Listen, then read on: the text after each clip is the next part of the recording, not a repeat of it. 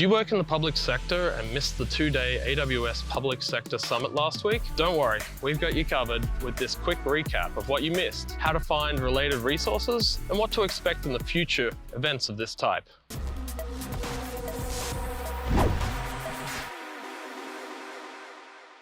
Hi, I'm Matt Carolyn, and welcome to a special episode of Puck Online. Every month we bring you a lot of hot topics that have been happening in the last month in the public cloud space in 10 minutes or less. Today we are here in North Vancouver in front of City Hall, which I felt was only fitting given today's topic. So lots to cover in 5 minutes, so let's get into it.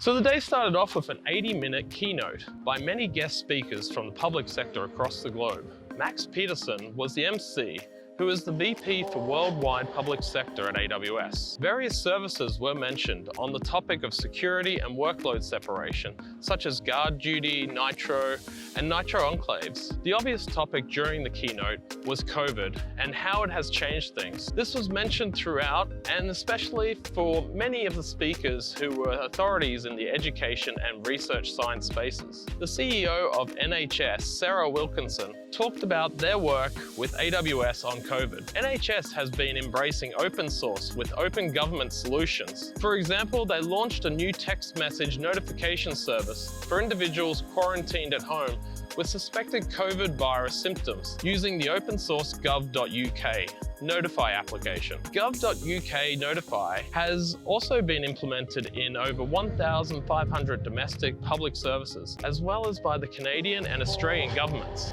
We heard from Dr. Tarika Barrett, who is the new CEO of Girls Who Code, which is a great organization, and our user group in Seattle is very grateful for them as they allowed me to host the group there in their downtown Seattle office for many years. Examples of the important and sensitive work AWS has been doing in the US was covered with the US military and in space with NASA.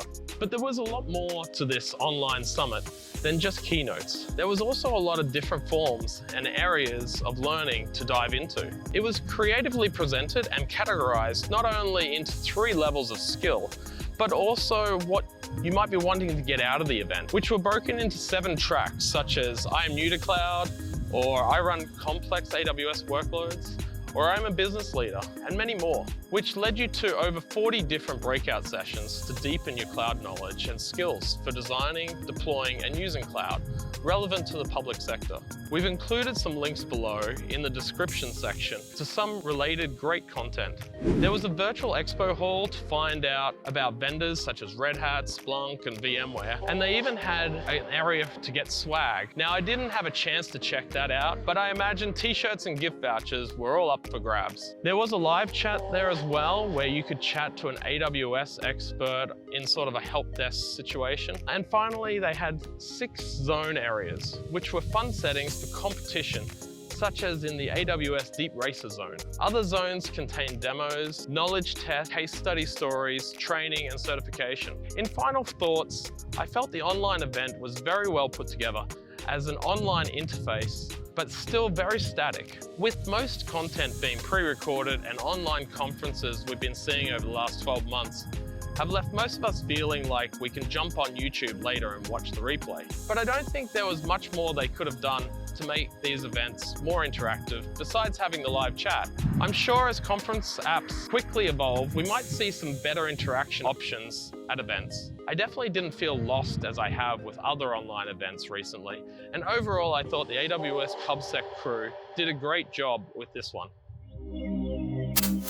So in wrap up, make sure you check out publiccloud.ninja for links to all our podcasts, and online meetups and events. And click the like and subscribe button so you get notified each month when we release a new episode. Our next episode will be in 3 weeks' time, and you can click on the link to my side to watch this month's Cloud News episode.